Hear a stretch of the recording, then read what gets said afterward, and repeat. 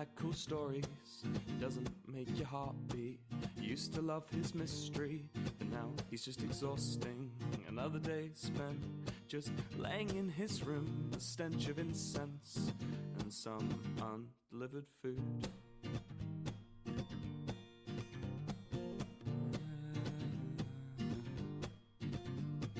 And she thought, what if he thinks I'm the one?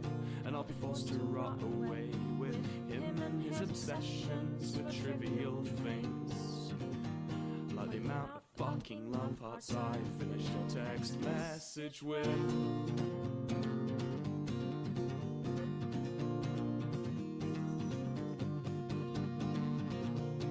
And when you hold his hands, it doesn't feel like flying. And when you take his breath away, He might as well be dying. and you're dying to breathe. You're trapped in his cage, and it's shrinking. And she thought, what if he just never leaves? What if he doesn't get the message, and he doesn't hear my pleas? So she just started screaming, why can't he just bore me to death? Oh, why can't he just bore me to death? Oh, why can't he just bore me to death? Oh, why can't he just bore me to death?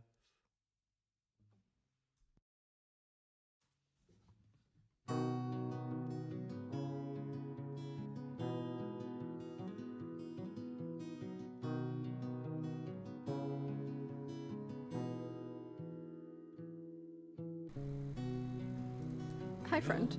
Move on. I straight up was just vibing.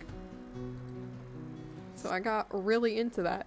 But welcome back to, I watch horror for a living, because I have no better idea what the hell to do. As the church goes off. But yeah, I didn't want to play anything because I have other stuff I want to work on that's not school related on the side. So if you hear, like, stuff, hi, I'm editing a video. I bet you edit some bright shits for streamers. I still can't get over that's way where that's your about page. But alright, welcome in.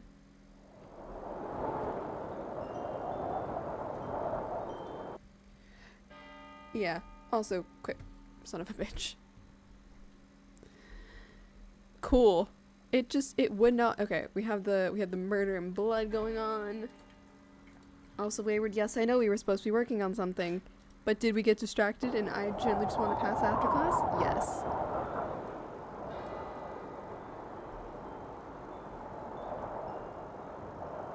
It's like brutal, violent, soul-eating hellhole. Yeah, because fun fact, this place didn't close until 2011. Or if I'm thinking that's correctly. Thursday.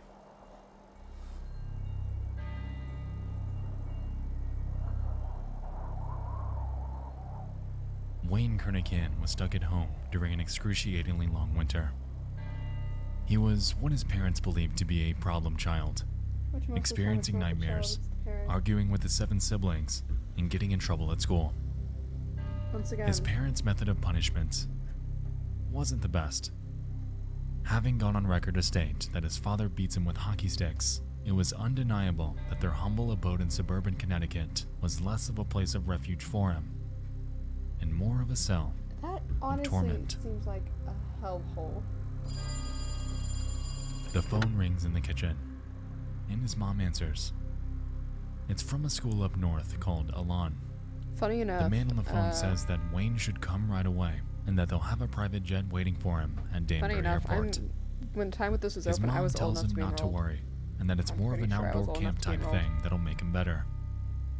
According to the flyer she read, it was proven with a 95% success rate, and their alumni were all leaving as better people than when they first arrived there. No, I wouldn't. Counselors, psychiatrists, activities, friends. Alon had it all, he was told. Yeah, never mind. And so Wayne packed up his stuff that night. Because that would be just Eager, borderline. sure. Nervous, Even though they already did yes, child abuse, that would just be borderline. but murdering of a absolutely child. awaiting the things to come.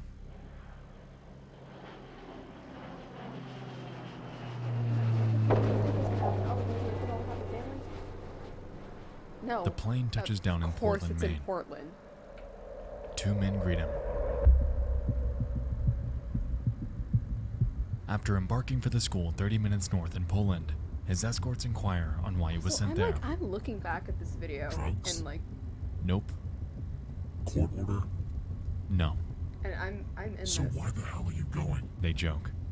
I don't recognize And then myself. things get quiet. It was at this moment when don't. Wayne began to question whether he was going to the place he thought he was. Something didn't seem right, but he was willing to give it the benefit of the doubt. Like, cause I'm looking at this video. This is before I cut The my two hair. pull This off is a before back I, like, wooded road into a bleached clearing. and stripped my hair down to the color Looks it is like a right now. camp, This is before he I had my thinks. tattoo. I However, when he don't exits the recognize vehicle, he isn't myself. greeted with the silent serenity of nature, but instead, the screaming. Oh, there it is.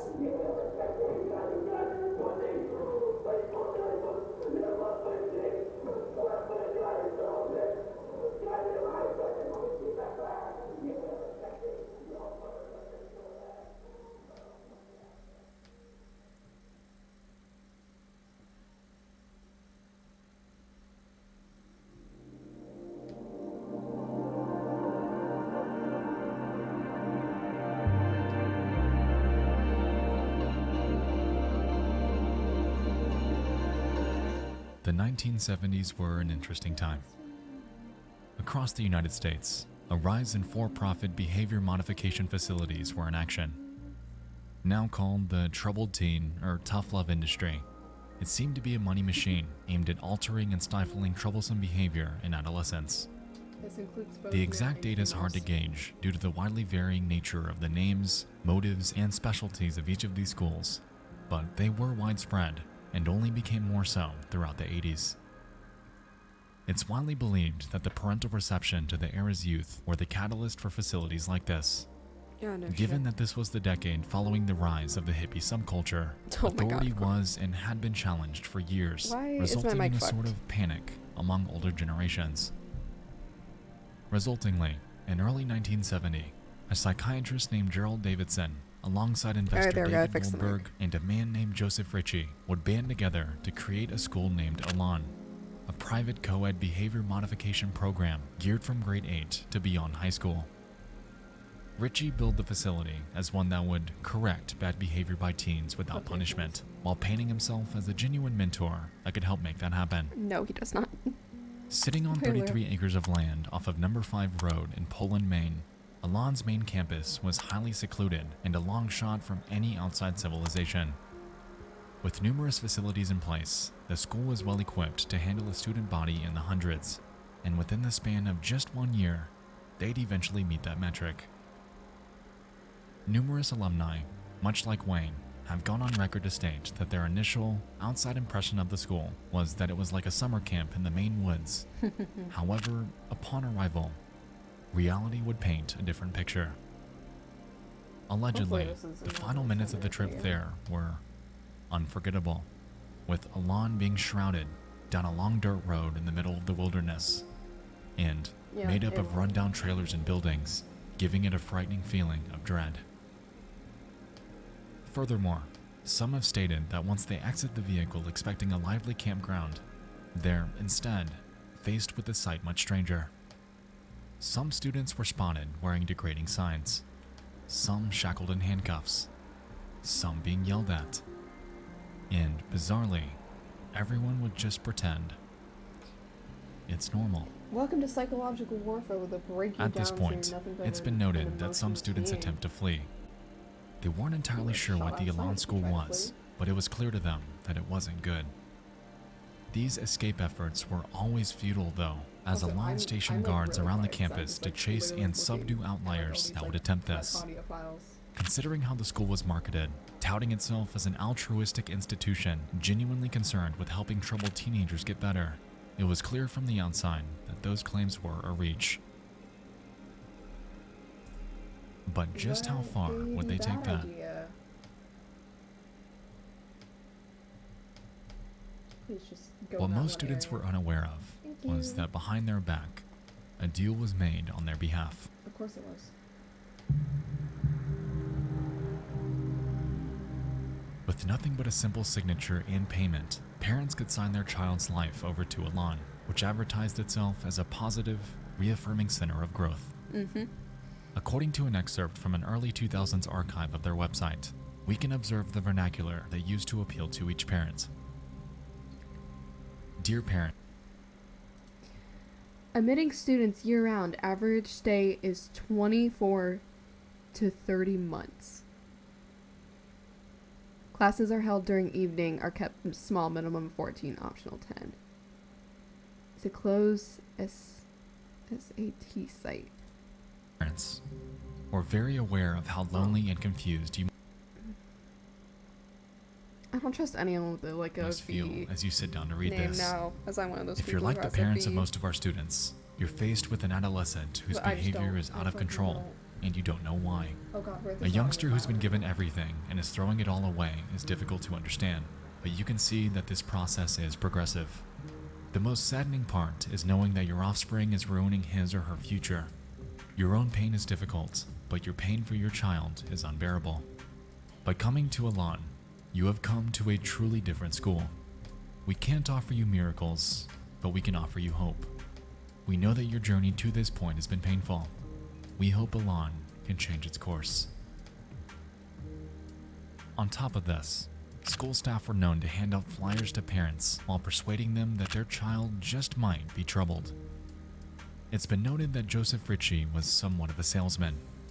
He was charismatic and excelled at convincing parents please of all the put that in good the that right Elan can spot. do for their kids. The good that, as we'll soon find, was all a lie.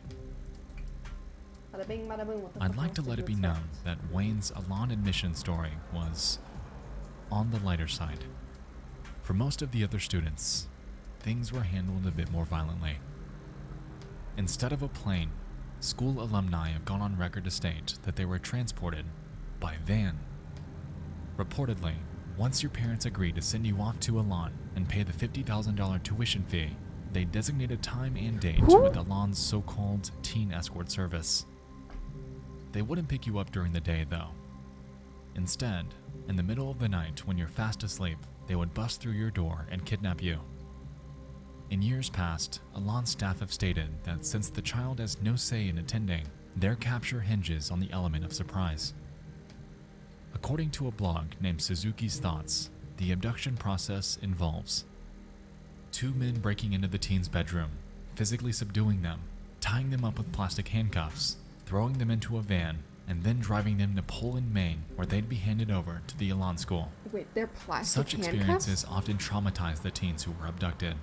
For all they knew at first, they were being taken by criminals to be held ransom, tortured, Yeah, exactly. or worse, killed. For the girls, it was even more terrifying. Yep. Some girls later recalled that they believed that they were going to be and murdered by their abductors. Yep. One certainly can't blame the kids for thinking this way. Such practices had all the hallmarks of a violent kidnapping. This practice became notorious around the United States, eventually earning its nickname, the Elan Snatch. If this were any indication, it was clear that morality wasn't the school's strong suit. What gave But- it away? That ultimately begs the question, would it stop there, No. or was their torment only just beginning? It's just beginning. Is this entire section supposed to be cut? Yes, it is, because this is where I just insult a man.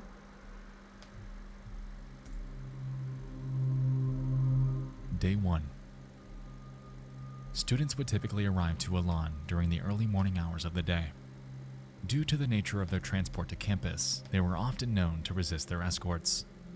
It's been noted that their capture was designed this way, utilizing their escape attempt against them as a tool to convey that no matter what, they're not getting out of there.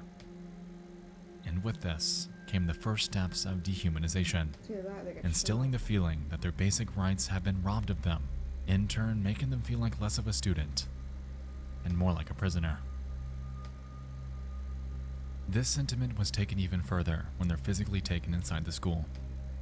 Often, the first stop would be the dormitory showers, which served as a tool in robbing each student of their sense of individuality. Reportedly, students are thrown into them with absolutely no privacy and are demanded to remove all of their clothing and valuable items. After complying, they're given what Alon calls no-image clothing, which, as the name implies, simply includes a bland, colorless shirt and pants, effectively forcing them into a state of conformity. Following this, This gives each me, new student will be taken into the a common prison area from where they're assigned what Alon Sisters. calls a big brother. This, in essence, was a tenured student designated to be a guide. On paper, they were told to help their students adjust to their new life on campus, somewhat like a peer, while educating them on how great and effective the program is. In reality, though, this relationship was far from friendly. It's been reported that big brothers would often try to deceive their newer counterparts, enticing them to run away or to break the rules. If the student had ever agreed Video's or barely- attempted to listen to this, their behavior would be reported to school staff, resulting in It's punishment. barely 10 minutes. As we've but I have seen to in add other studies like the files. Stanford Prison Experiment, I'm sure you can see Hey. why this would be a bad idea. Oftentimes, big brother figures, much like staff, would take great pleasure in exerting their superiority over the newer students. It fulfilled them in a way that was almost cult-like.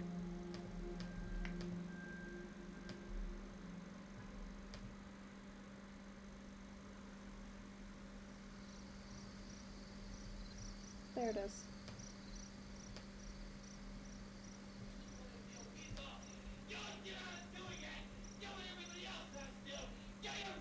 You know, this lack of quality! You know, this crap!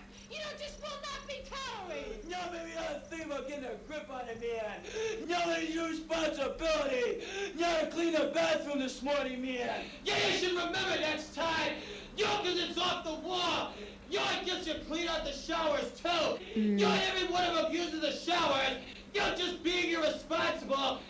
If you want to act like a baby, you get screamed at. If you want to act as more like a mature adolescent, you get talked to. Speaking of cults, Why the is this social file end up in hierarchy here? at Alon is structured in a way that Oh heavily my God, resembles just give me one. this goddamn file. At the school, students are immediately placed into two categories. Strengths, which were tenured, obedient students that were a few steps up the totem pole, and non-strengths, the newer ones who typically resisted treatment. Strengths were allowed to talk to fellow strengths and non-strengths. Non-strengths, on the other hand, were only permitted to communicate with strengths. If a non-strength were caught communicating with a non-strength, harsh punishment would soon greet them. Ayo.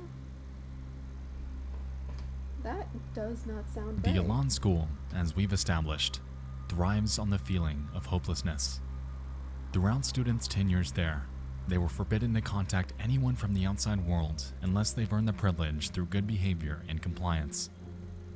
Every single phone line from campus would run through a single switchboard located in this small trailer, and it was heavily guarded because of that.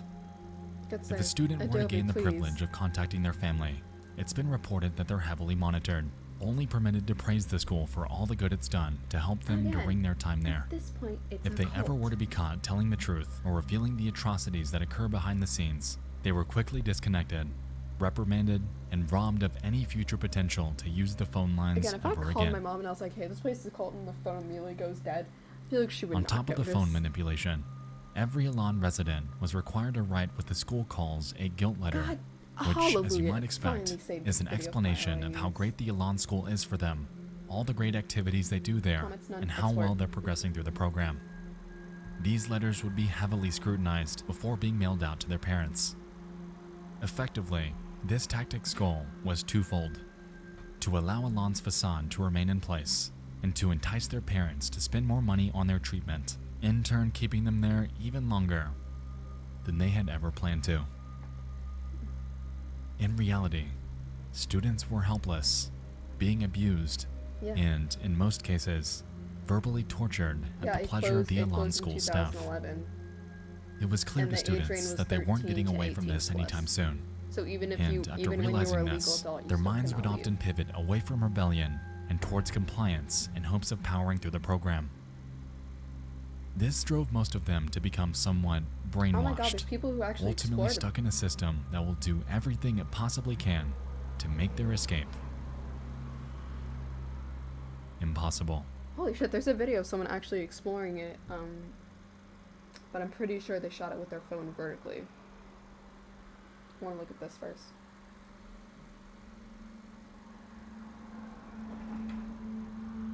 Yeah, I'm pretty sure it's shot completely. Yep, it is.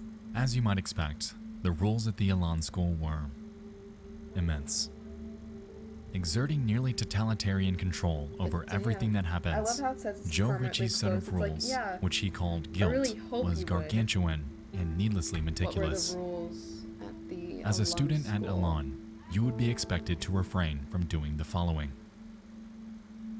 having any image, reading as a Beyond that, there are non-strength, many other not rules completing learning experiences, referred to as writing guilty. without permission, being sideways, looking at security zones, non-strength interacting, talking too loudly, talking too softly, looking at the opposite gender. I would get in trouble for these three. Because I got the ADHD brain. My brain kind of goes, ooh, I don't have a, like... Oh, I would also get in trouble for writing.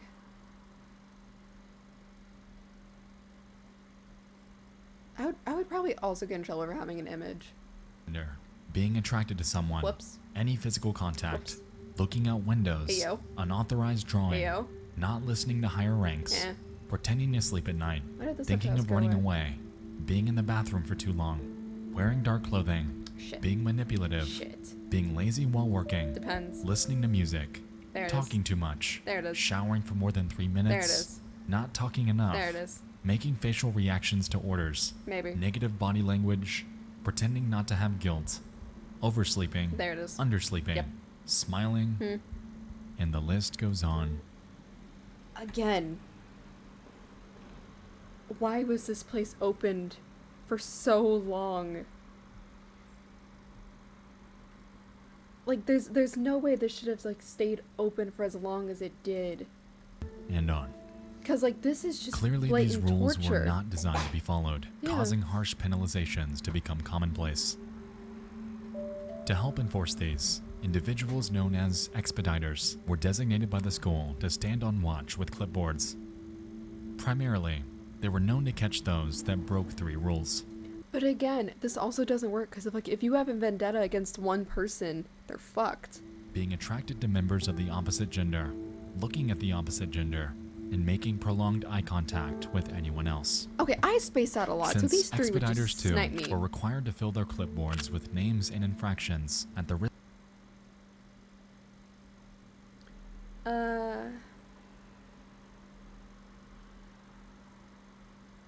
Reaction, facial, passive Of comment. their own punishment. They Rolling. frequently and unapologetically made assumptions and Watch accusations for eyes, that game were player. a lie. Holy shit. As you'd expect, It's only gonna take 21 punishment varied minutes. pretty heavily at Elan, and not in a good way. One example involved No requiring a group of students to surprise. live in a dumpster for over 2 weeks. What? The expediter watching them was tasked with ensuring compliance and preventing any attempt to escape.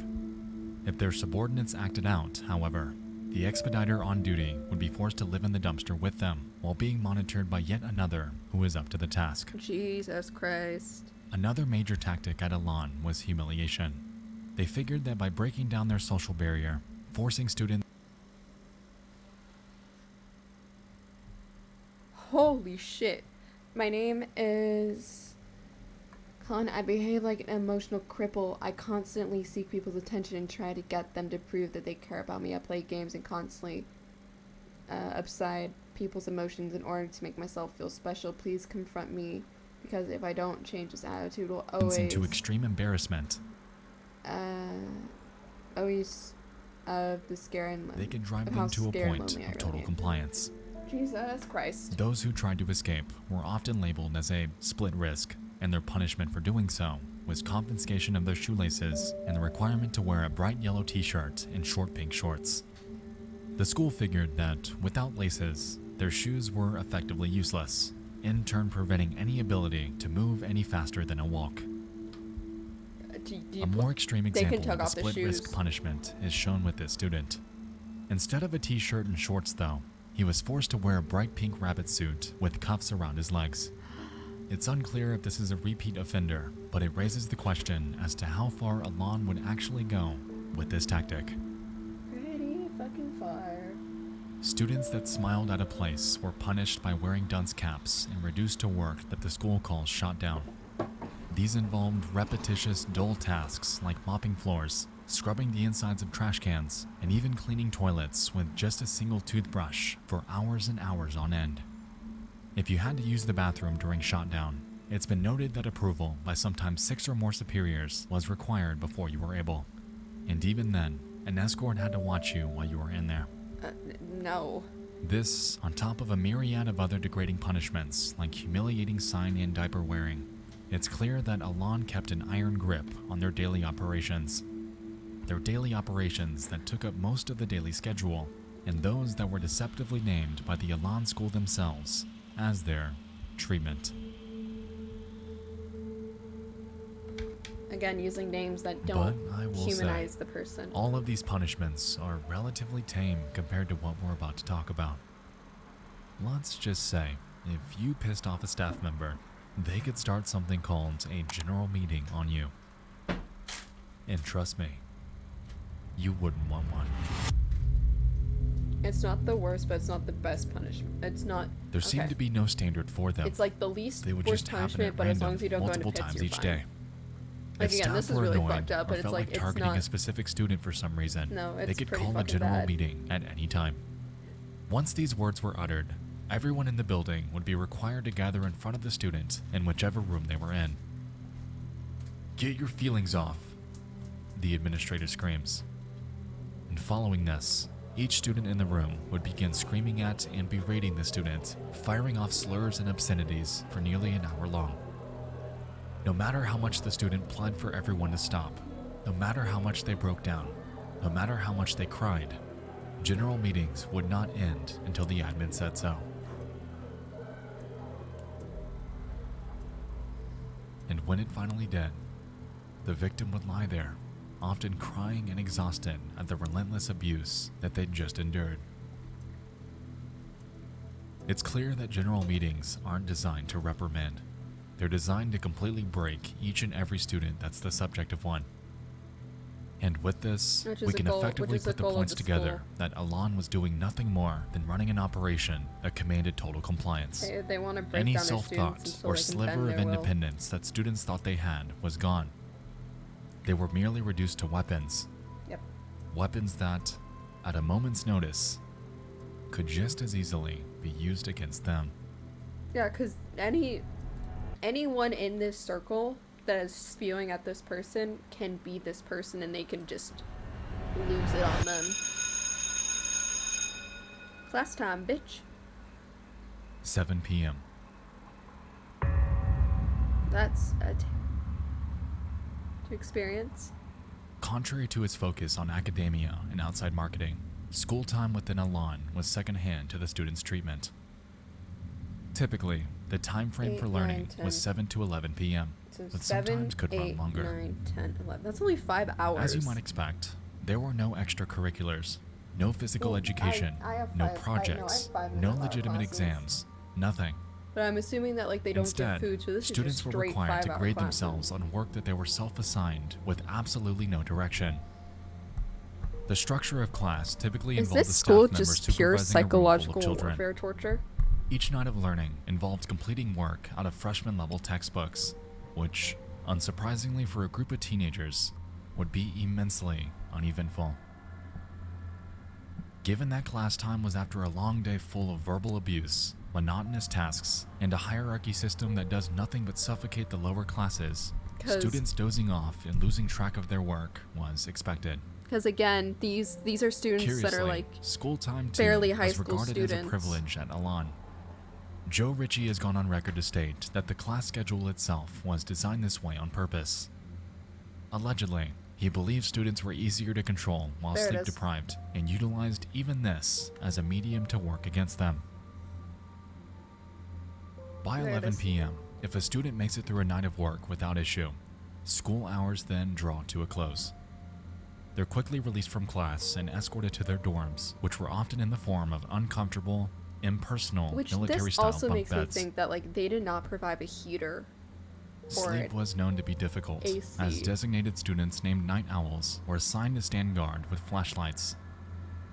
In regular intervals, they'd shine them on the sleeping students to both ensure that they hadn't escaped and to secure the fact that they're actually asleep.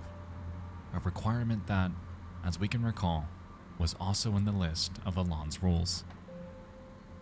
And if one actually manages to calm their nerves, dozing off into their only time of tranquility, that would allow them to effectively place the cap on a day in the nightmare.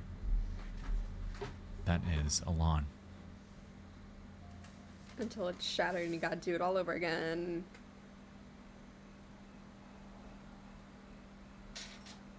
House, wake up. And then you get to do it all over again. Yep. Welcome to hell, bitch. A notorious aspect of Elan, among everything else that happened there, was something called the Ring. There it is. Considered the highest level of punishment, Elan staff could make the call to start the Ring at any time. The structure was set up similar to that of a general meeting, and was typically commenced when school staff believed that the punishment wasn't harsh enough for a specific student. In the Ring, a student's designated as a bully and is outfitted with a face guard and gloves. Surrounding them are troves of others that are commanded to scream and yell obscenities at them. While this is taking place, specific students will be chosen to compete against the bully in numerous fistfights until school staff decided that they were sufficiently injured. No one was safe from the Ring either. Some bore pre-existing injuries, some were much smaller than their opponent, and some were even pregnant. What? Even worse, things seemed to be treated like a game, with superiors commentating on the matches like they were on TV. In reality though, this was the furthest thing from TV. This was handcrafted abuse. Yeah. Elan was meticulous about orchestrating fights for the Ring too. It's been noted that certain students would regularly be punished for another's actions, effectively engineering anger between them. This was often love how, noticed one of the between rules big is no brothers touching. and You their can see someone, like, subordinates, smoking as in they'd this be video. punished for the actions of their newer counterparts. And once they were angry enough, a ring fight would commence, often injuring students so badly that they'd sustain permanent brain damage, PTSD, and even death. Yeah, it mentions it later, but someone nearly dies during one of these fights. And it's incredible. It costs $17,400 to send the average youngster to Elan for 1 year. Even at that price, there are judges, social workers, and parents who consider it a bargain. Elan's defenders claim it has the most consistently effective program for salvaging young people who are too difficult for other facilities to handle. So many states want to use Elan that there's a waiting list. But on the other hand, one state agency in Massachusetts will no longer send their youngsters here Thank you, Massachusetts. because they object to the way the children are treated. One reason is the use of physical punishment. Thank you. Joe, you make no bones about it. There is corporal punishment here at Elan. Tell us about it. What are the stages it comes in? Who's it administered by? Well, it's administered by the kids. First of all, corporal. It's a harsh term. Okay, what it is Oh my God, is because we you have to do it. have the ring. Okay, which everybody misinterprets. It's not a boxing ring. It's a ring of human people. The bully is introduced as what he is. In this corner is the bully who's trying to turn this facility into a detention center. Okay, and in this corner is the house champion who's going to show him why it can't be done. And that's exactly how it does. And we never allow the bully to win. But girls get put in the ring, too. Well, girls bully as well as boys do. I mean, you know, it doesn't, it's, you know, we're a I did not equal put that rights together. facility. We also use spanking, which is symbolic. Again, it's a last resort, okay? And it's one resident spanking another resident, and it's done with a ping pong paddle, okay? And usually a person won't get spanked more than once or twice. But it's a symbolic thing, which is if you're going to act like a baby, you should be treated like a baby. On December 27, 1982, a 15-year-old Elan student named Philip Here it Williams was placed into the ring. Yeah, here's his He mention wasn't of the his largest death. kid there, but he was known to do what he could to put up a fight. He had grown up in a family of division, regularly witnessing his father physically abuse his mother. With this, there was an anger within him, a sadness that Elan noticed and wanted to exploit. And so, that evening, a ring session commenced with Phil as the bully. There was fight after fight after fight. In the end, it's been reported that he was beaten up so badly that he fell flat on the floor, and it took an entire 20 minutes before an ambulance was This called to also help makes him. me think of like how many of these kids 20 minutes or so they called the have- ambulance. They took Phil and they never saw him again. His sister claims, "I thought it was a wonderful place. I thought they were helping my brother. I thought he was coming home This makes me think He how came many of home these all right. kids have survivor guilt. in a box." Like Elan's just official seeing- response was that he had regularly faked headaches. The Wait, cause okay. of death? State police are investigating the death of a student more than 3 decades ago in a now closed school for troubled teens. The cause of death for Philip Milne Jr. is listed as probably a ruptured aneurysm. His death certificate in 1982, he was 15 years old and living in Portland in law school for troubled teens. Pam Newell, his sister, said for 33 years she never thought to question his death. "I didn't know that these stories were out here, but they've been out for years," Newell says. Newell was contacted by a former student working on a documentary who had names and phone numbers of witnesses. They told her William was accused. A brain aneurysm. And no charges were ever filed against them. Once again, they're manipulators. It's been clear to us from the beginning that Elan is not a place of good. From humiliation to beratement to physical abuse, Elan's tactics were archaic and inhumane. For a school that markets itself on academia, on helping students get their lives back on track, it's crystal clear that this has never been the motive. What I find interesting, though, is that Elan wasn't even the first to utilize this type of therapy, this attack therapy. In fact, it has its roots in a cult that found its footing all the way back in the mid-1950s. That cult is one by the name of Synanon. Haha.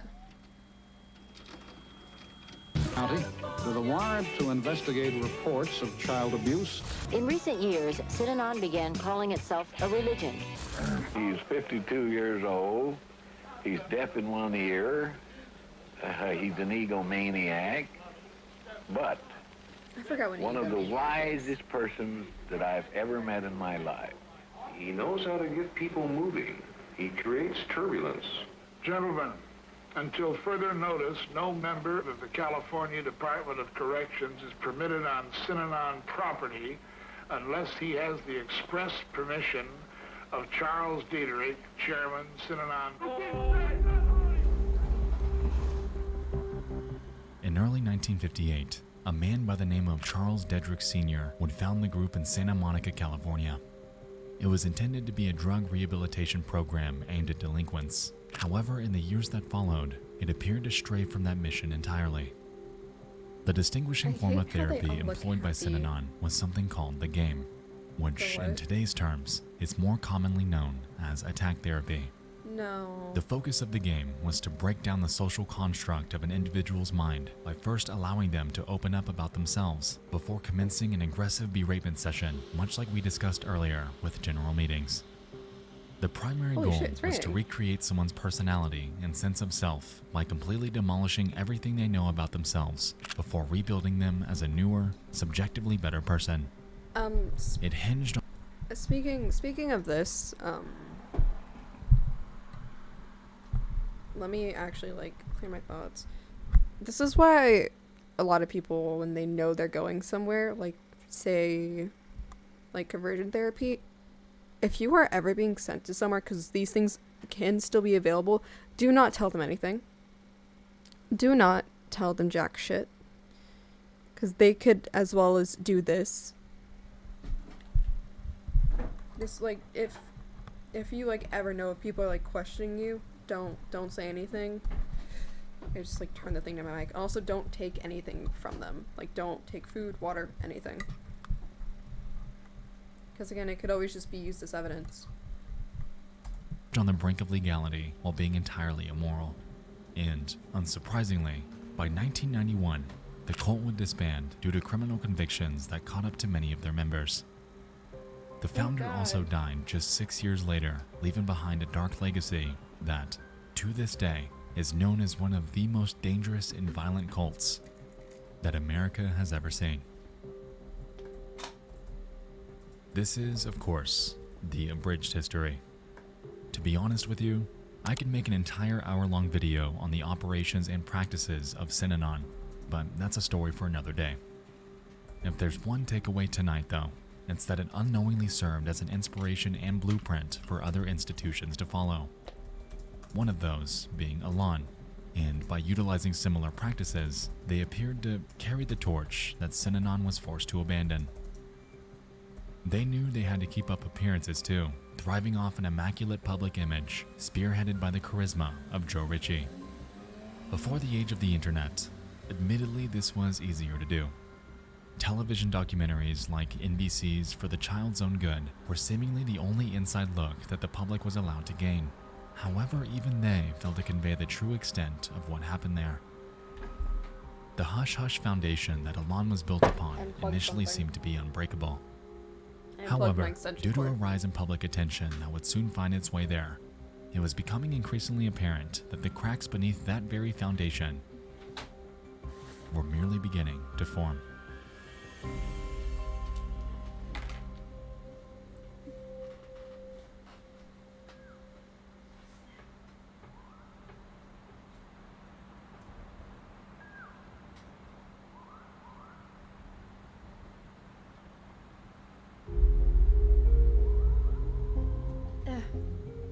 In the late 70s and into the early 80s, reports of the true nature of Elan began to spread by word of mouth from former students. Authorities in Maine reportedly visited the school upwards of 12 times to investigate, however returned with absolutely nothing to show for it. Frustratingly, the operation that Joe Ritchie was running was completely and entirely legal. There were no laws in place for facilities like this, so it was allowed to remain in operation without issue. What? As we touched on, the media was the primary in for outsiders at Elan. However, even they failed to communicate the extent of their operations. While they showed select parts of it, unfortunately Joe Ritchie was given enough airtime to convince the public and the news crew that it was nothing more than their treatment taking place. By dehumanizing the students, emphasizing their delinquencies on national television, he was able to use this notoriety to his advantage, ultimately swaying the public opinion into believing that what he was doing was entirely good. On top of the growing number of alumni, though, came an increase in escapees, which only furthered Elan's unwanted infamy.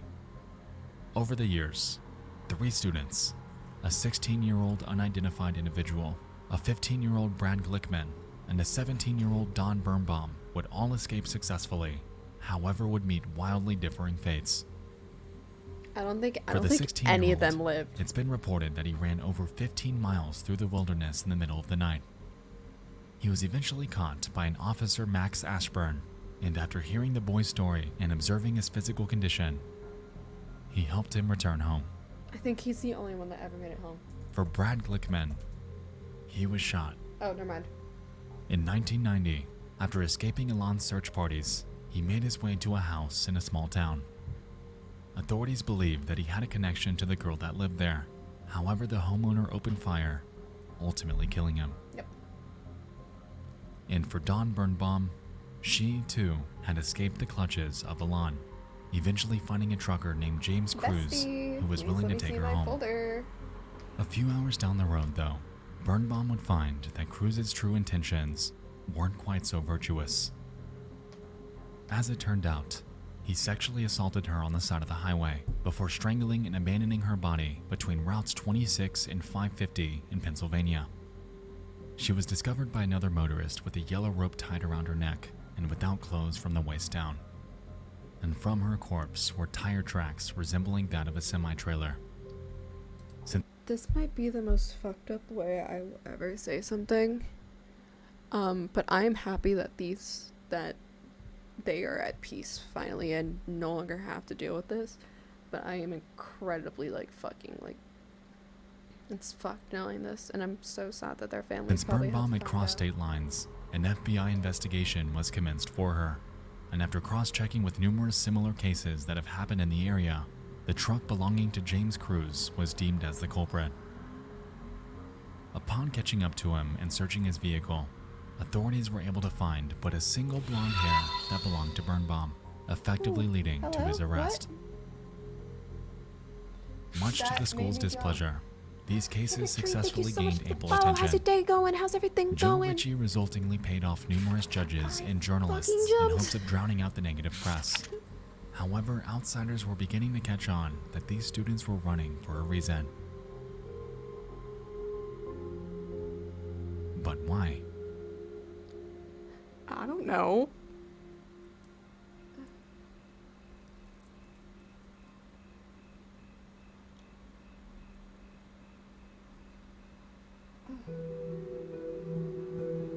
Why is it my own alert sound? On the night of that October scared the shit 30th, out of me? 1975, a 15-year-old girl named Martha Moxley was out with her friends participating in what they call Mischief Night. This typically involved TPing houses, ding-dong ditching, typical teenager antics. Later that night, Moxley found a liking to a Thomas Skakel, eventually kissing him before the pair decided to venture off. Terrible To idea. the other friends in their group, seeing Moxley fall over the Skakel's backyard fence with Thomas was the very last time that they would ever see her alive. The next morning, the Moxley family awakens as usual. They go about their morning routine, however notice that Martha is missing. Upon searching the house for her, they notice a body lying by the tree out in the backyard. They approach it and discover a grim scene. Martha is lying, lifeless with her pants down. Her body appears to have been visibly beaten, and a few feet away from the body, broken remnants of a 6-iron golf club. This club was eventually traced back to the Skakel family. Oh. Autopsy reports claimed that she was bludgeoned and stabbed to death, all by that 6-iron. And since Thomas Skakel was the last person she was spotted with that night, He is the he main was the prime suspect in Yeah. her murder. Due to a lack of sufficient evidence, however, he, among the other suspects, were eventually absolved. And as a result, The more I hear the about Moxley case, frustratingly, went cold. The more I hear about this stuff, the more I genuinely want to slap systems over the head and just be like, can you think? 3 years later, Ayo? Is he brought to justice? Justice? Thomas's 18-year-old brother named Michael Skakel is arrested for drunk driving. His punishment? Admission to a lawn. While there, Skakel was known to be problematic and outspoken. According to Elan students at the time, he would regularly boast about a girl named Martha and how he sexually assaulted and killed her. What?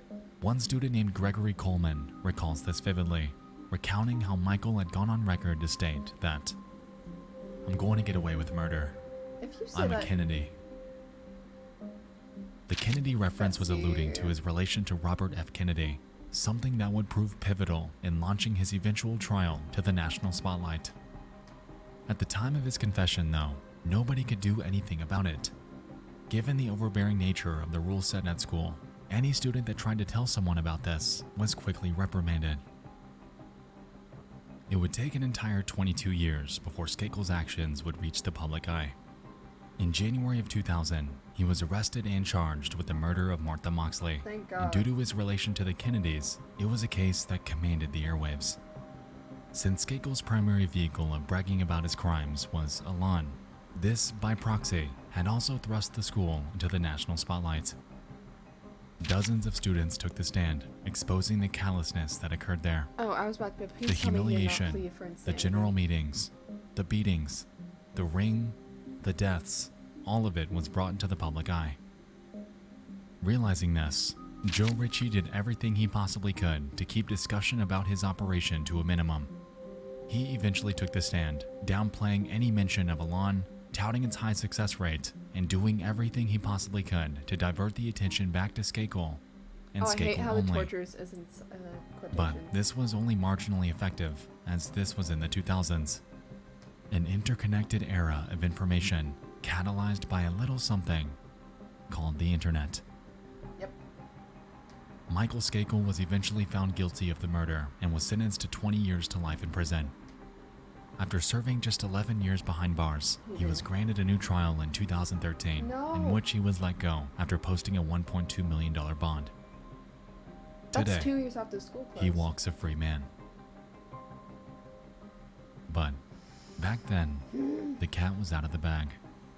The inhumanities committed at the Elan School were documented in one of the most high-profile cases in decades. And because of this, people began talking, theorizing, and investigating, effectively marking the beginning of the end of Joe Ritchie's iron grip on the hundreds of students that were helpless beneath him. Good. He can burn in hell for all I care. But with his weakening grasp on the media surrounding his operation came a different hurdle that Joe Ritchie would soon have to overcome. In June of 2000, he was diagnosed with lung cancer caused by his well-known addiction to cigarettes. And just 6 months later, on the 29th of January 2001, Joe Ritchie would pass away in Portland, Maine at 54 years old.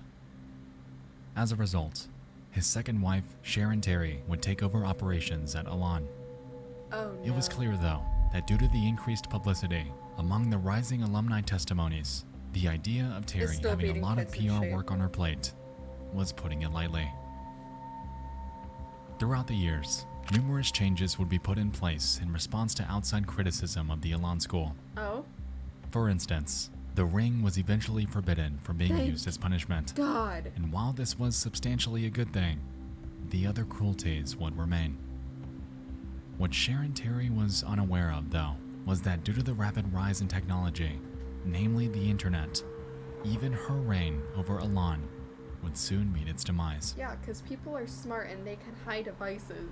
When the water settled following the Skakel case, mentions of Elan were made on various forums throughout the next few years. They would get people talking, however it wasn't quite enough for definite action. Of course it's not. By 2010 though, something would change. A website that we all know very well would help spearhead one of the most effective exposed stories in the history of the internet. Is it Reddit? That website was Reddit. Hell yeah. On November 26, 2010, a man named Jeff W., who went by Gazaz My Hero, would make a post titled, "Even skimming this once will blow your mind. Most probably think it's made up, but you'd be dead wrong." Within it, he explains that he was an Elan student in 1998, before outlining, in detail, the reality of what took place there. They're mostly points that we've already covered and explored in great detail tonight. But back then, these claims were unbelievable. The school was very much still in operation, so some initially had a tough time wrapping their head around the fact that a place like this actually existed. But then came the comments. The other stories from other alumni with their own experiences. Gazaz My Hero's post carried weight. It was real, and these atrocities needed to be known. Eventually, this thread would rack up over 2,000 likes and 1.4 thousand comments. While this may not have caused Elan's closure outright, it aggressively reopened old wounds. 2010 was not 2000. The internet user base was exponentially larger than it had been, and resultingly, the effectiveness of this newfound attention caused a massive amount of backlash that the Elan School had never before experienced.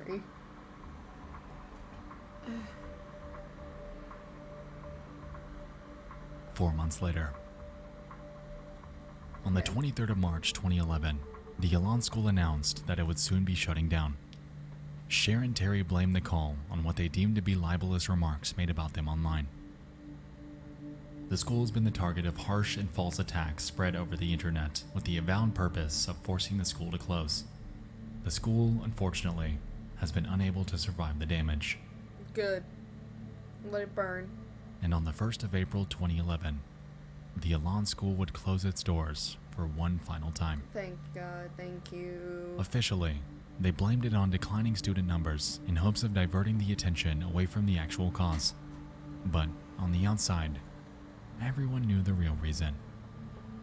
Yeah. For students, this was unbelievably good news. However, the damage they endured was something that would remain everlasting. It's been reported that numerous suicides have occurred as a result of attendance at Elan. I was just about to say how many PTSD kids. with alumni is rampant, and it's clear that the school had done nothing but damage people. A filmmaker and former student named Todd Nilsson, creator of a fantastic Elan documentary named The Last Stop, has gone on record to state that, as a student, he was helped by their unconventional tactics, but he knew the majority of others weren't quite so lucky. Can you just say he was helped? Today, hundreds of stories remain So why do online the subtitles about the keep cruelty going out? committed at the Elan School, about the facade they upkept for 41 years. Reading through these are eye-opening, and you can find them on nearly every piece of media and documentation that exists about Elan online. To all of you that have shared your stories, that have opened up about the torment you went through, your voice is the reason that Elan ceases to exist today. This video would not exist without you, and I wish I could say that I feel your pain. But I don't.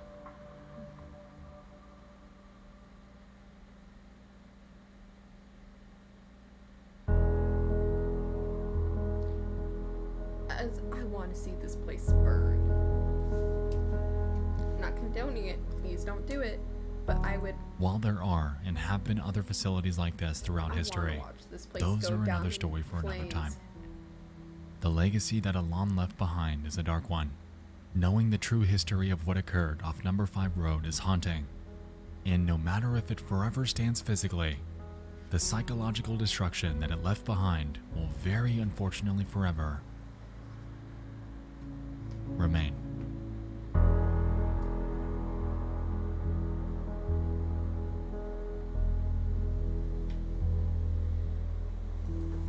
But I fucking can't imagine, especially since it lasted 40 fucking years. What? Good to see Wilbur Stuck create a new video. There was one video I wanted to see. The sun vanished.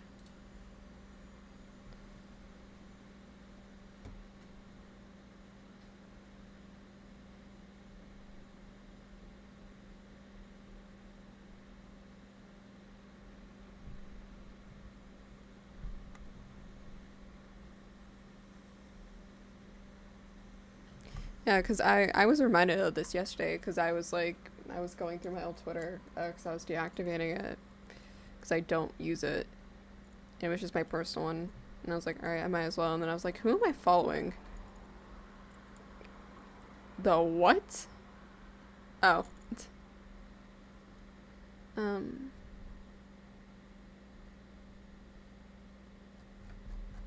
Yeah, this one seems to be the most recent one. The Wyoming incident? That might be the next one. Welcome back to Nightmind, friends. I do hope you've been enjoying our journeys lately, revisiting some old topics to engage in full dive explorations. Why is the voice... I have another for you this evening. A long, dark tale that recently stirred from its slumber. For those of you who are familiar with The Sun Vanished, this should be an exciting continuation. And for those who aren't, allow me to introduce one of the most engaging and viral Twitter unfiction projects ever produced. It died out because he like stopped posting that, like, The Sun Vanished arrived as suddenly as the event it disappeared. opens I'm with. pretty sure he's making Just a a series like of tweets on April high-budget short 30th, film. 2018, born of one man's dire need to gain a sense of control in an unprecedented emergency. Help. It's late in the morning and still dark outside. I can hear the tornado sirens in the next county over, but the weather radar is clear. Where is the sun? afternoon. Panic is taking hold on the nation in response to the sudden disappearance of the sun, with violent riots taking place in just about every major city. We are receiving an influx of reports of I remember first seeing this and I thought this was so interesting, seeing like, wow. Los Angeles, Dallas, and Washington, D.C., with hundreds more isolated incidents coming in hourly.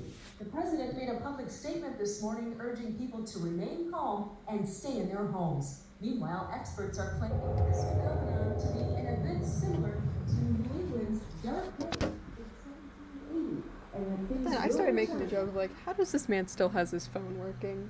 The account holder, who will call TSV, said the power kept going out and he was hearing noises. Gunshots are heard by May 1st. The newsfeed stopped coming in and the TV signal quit entirely shortly after. Damn. TSV asked the few followers he has at this point if he should go outside. The vote is an overwhelming Twitter from yes. Android. He reports, That explains. I went outside. I saw something out there I can't really explain, but I can show you.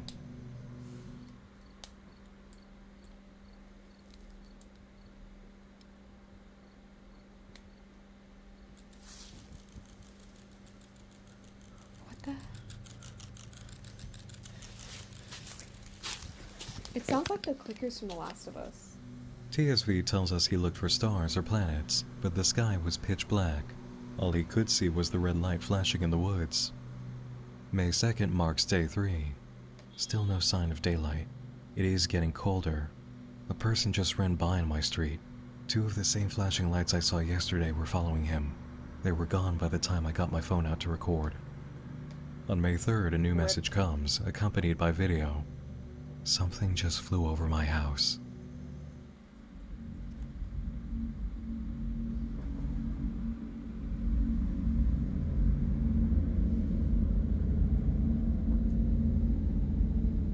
It doesn't sound like an airplane.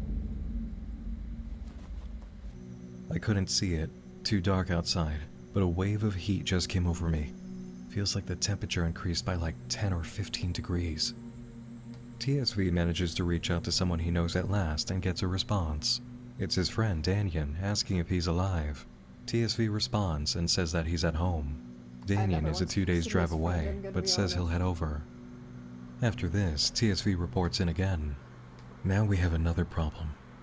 This guy has been standing completely still with his back towards me. I have no idea how long he's been standing there. TSV sends Danyan the photo of the man outside. His reply is immediate. Get away from the window. Keep all lights off. Do not talk to them or let them in. And if you see any flashing lights, hide. TSV looks out the window again. Whoever was standing outside is gone now. TSV stays hidden in the house for 2 days, letting followers know he'll be okay if things come to a fight, and again, asking if anyone knows anything or can help at all. Emergency lines aren't responding, and there's no getting to the radio. On May 5th, a direct message is received by a follower in British Columbia, telling him to never look into the red light. This is followed by a message from Danyan. So, I have good news and bad news. Good news is I'm closer to you now. Bad news is I'm out of fuel. There are no active gas stations anywhere close to me. All of the power is down, and all of the gas stations nearby are electric gas pumps. How far away are you? Probably still 8 or 9 hours away. Holy shit. Facing a difficult choice, TSV turns to the audience to ask what he should do. The majority votes by a slim margin to stay home. We find out shortly after this was probably the right call, as TSV writes. Someone is screaming outside. TSV is no longer sure about leaving. He asks Danyan how he's able to avoid detection, to which Danyan replies, I'm just staying in the car. It's locked and off at the moment. After I catch a few winks, I'm gonna try to take a look around. The only other note from that day was how quiet it became, and how the house warmed up after that thing flew over it. The next day, TSV reports, I'm really surprised the power has stayed on for this long. Only a few outages here and there, but I'm still extremely paranoid that it will go out permanently anytime now. I can see a faint light outside my bedroom window. Going downstairs to check it out. The question is, if they said, like, don't... But I always think this is cool. TSV survives this encounter and receives a message from Danyan asking what street they lived on when they were kids. TSV is confused, but does answer the question. I was looking around and just found this, Danyan says, sharing a photo of graffiti that reads, "Beware of headlights." It's TSV shares a moment of vulnerability with us that next. light can just get easily Sometimes I feel like I have a good handle on this whole situation and am thinking rationally and logically, but other times I feel like bawling. And then sometimes Day the 9. brain's just like, hell. Sorry about that tweet last night. What happened at the window got to me a bit. Anyway, I'm currently in touch with a couple of people with some experience and some info on what's going on. Details soon. Just a broken man. Screenshots are provided of direct messages from a man named Tucker living in Virginia. He had been working the night shift and was about to clock out when he realized the sun hadn't risen. He was heading out of town after riots broke out when he came across a man named Flynn, who described things that hunt people down. At first, he didn't believe Flynn, but crowds and traffic on the highway began dissipating until they were empty. Tucker and Flynn traveled together, finding places to hide and supplies. But a few days ago, he started losing his mind, talking nonsense and going on in that way nonstop. But one day it all stopped and he wouldn't speak, Tucker says. He just stood like a statue for probably a full 12 hours. Then he attacked me out of nowhere. I tried and tried to keep him away, but he just wouldn't stop. I had to stop him. There was nothing else I could do. Tucker's been living on his own for a few days now, but finally caught a signal to get online. TSV thanks him for his story and promises to share it with his followers. Later, a message from TSV. I'm hearing noises outside again. Oh no.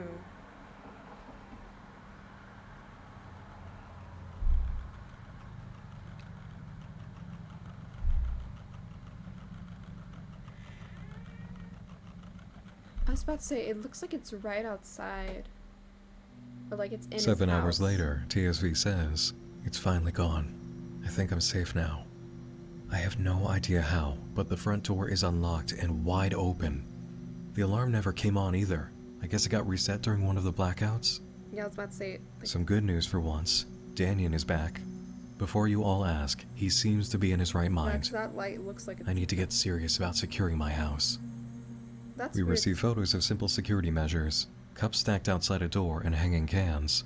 TSV is experiencing temperature drops and is running low on supplies, but Danyan reports in, claiming to have found a source of gasoline. A spot of hope in the darkness. It's actually pretty TSV smart needs it, thinking as about we it, soon find but out. again, they could be Over the smarter. course of the last week, I've been increasingly paranoid about someone or something coming into my house while I'm sleeping, and I don't think it's one of those lights. It feels different. I can't explain it, but I can sense it. And last night, after I put cans on door handles, I've been waking up to clanging sounds, but I'm not certain if it's real or just my Fun imagination. fact, your brain like can. He places flour in front of a door. If it ends up disturbed at some point, he'll know for sure. Meanwhile, TSV receives a picture from the contact in British Columbia, showing a being inside their house without a headlight. He later says, I had a nightmare about that picture. Just woke up to more screaming outside. I keep trying to record the screaming when I hear it, but the microphone isn't picking it up. I think the screaming is coming from the neighbor's house. Making matters worse is the screenshot of a check-in with Danyan, who responded far too strangely to a security question asking what year they graduated high school. TSV doesn't want to accept it, but his friend may have been compromised. Screaming outside continues, and Danyan checks in, saying he's a couple hours away and wants to know the address of the house. No. TSV asks followers if he should trust Danyan. No. The vote is hell overwhelmingly no. against, and TSV tries to get the security answer one more time. Danyan claims they don't have time for this, and it creates a mutual distrust.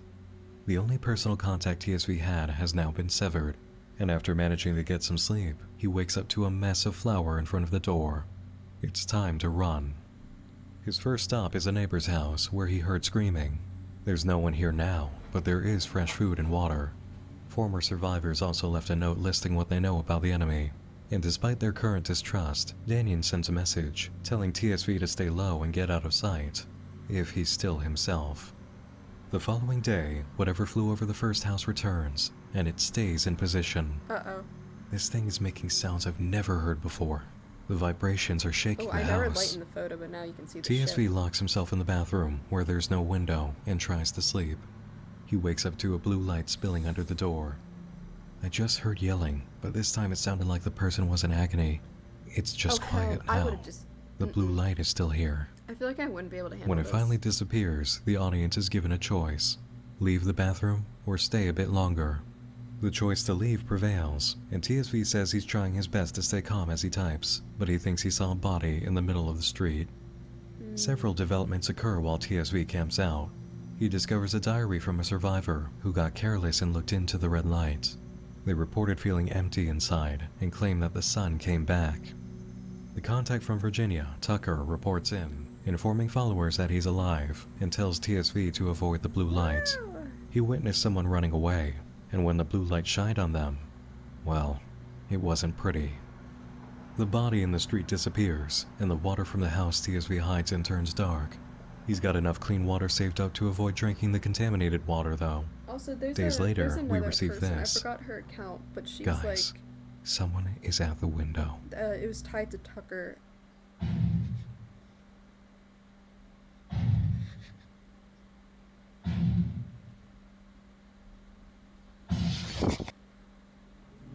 They are in the house now. They're looking for me. Oh hell, Been hiding for 20 hours. I think they're gone. I would just be I need to booking check it. the house first. No, I would book it. The majority votes to go upstairs. TSV finds blood on a wall, and then catches a picture of the intruder before escaping. He locks her in the room she stands in, then goes to hide and tries to sleep. When he wakes up, the door is busted open.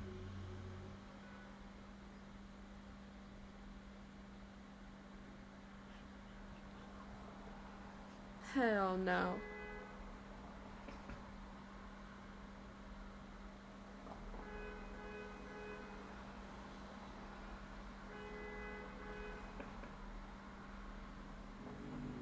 After the car horn, I heard a gunshot. Then, Danian says hello. I found your Twitter. Is that you honking outside? And the gunshot? I love how it's like, I found your Twitter. So we have the same problem as we had before. Can I trust you?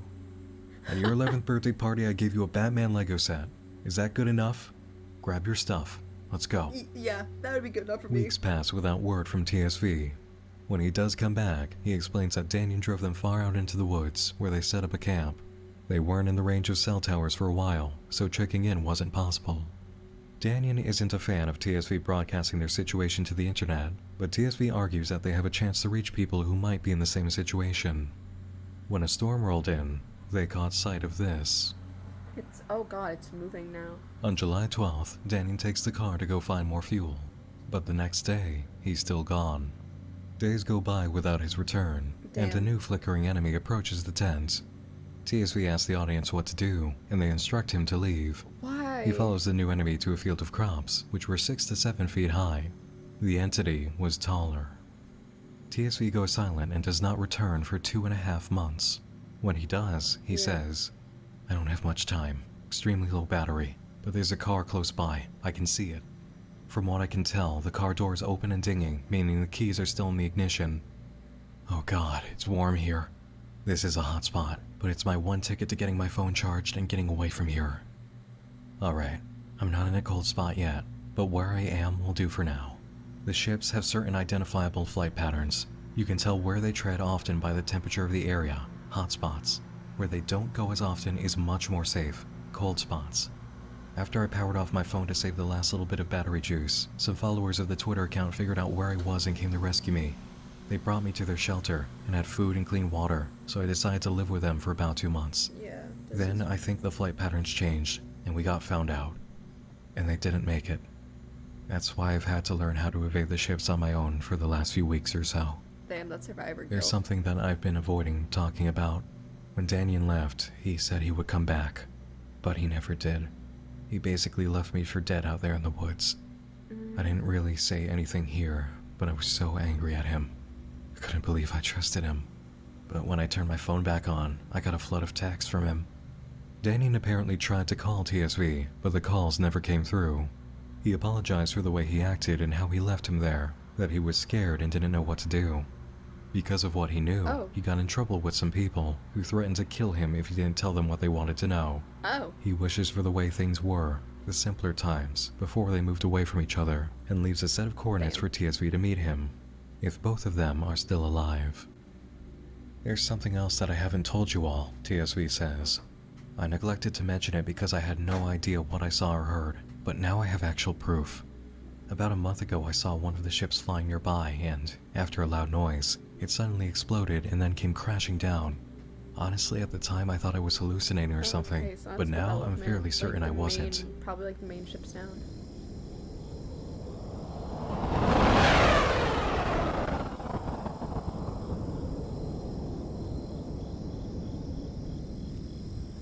Honestly, just That's sounds like- definitely not one of the ships. Yeah. That's a jet.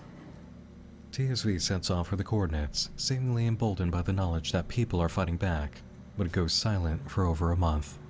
When he returns, he writes about seeing Danyan in a dream, which may have been a memory, and mentions how he feels he may already be too late. He hasn't heard from him.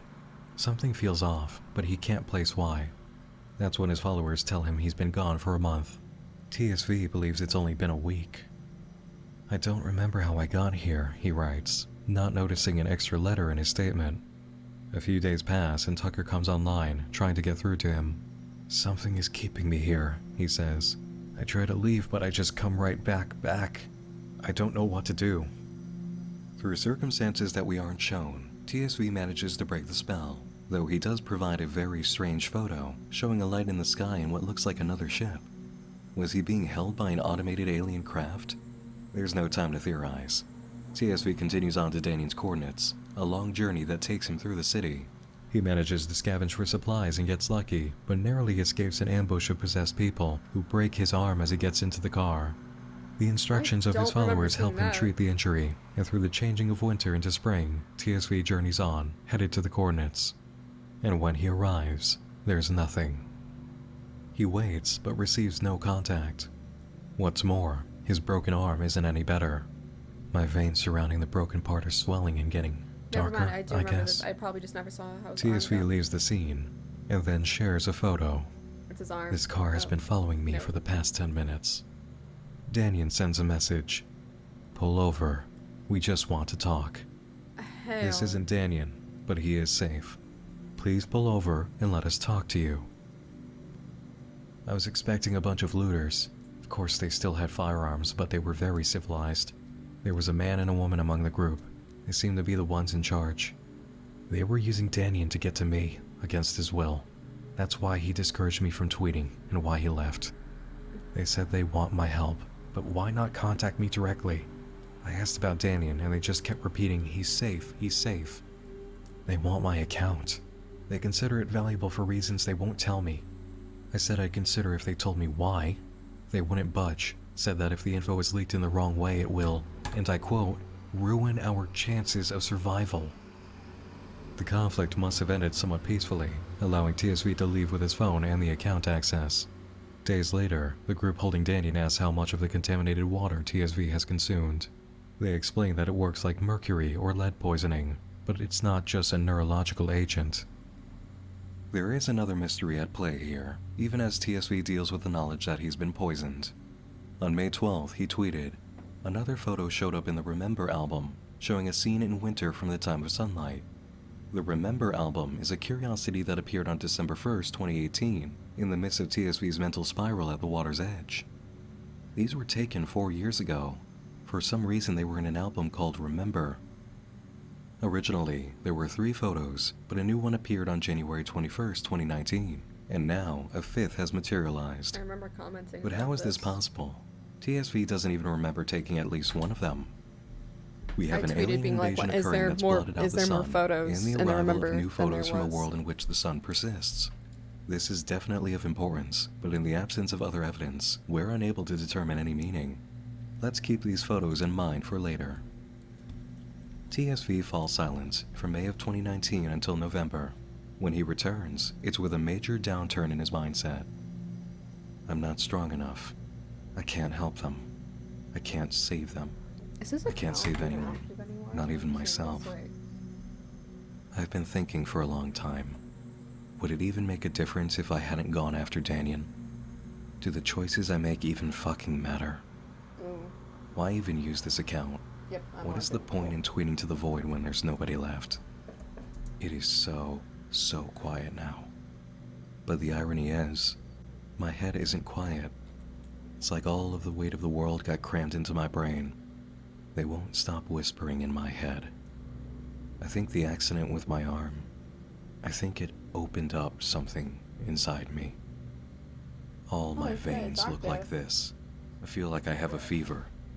But at least I'm still alive, right? He's made it home, and everything is just as he left it. The survivors he met are gone. The group holding Danyan haven't spoken. There's stuff from this TSV year on the spirals into account. despair.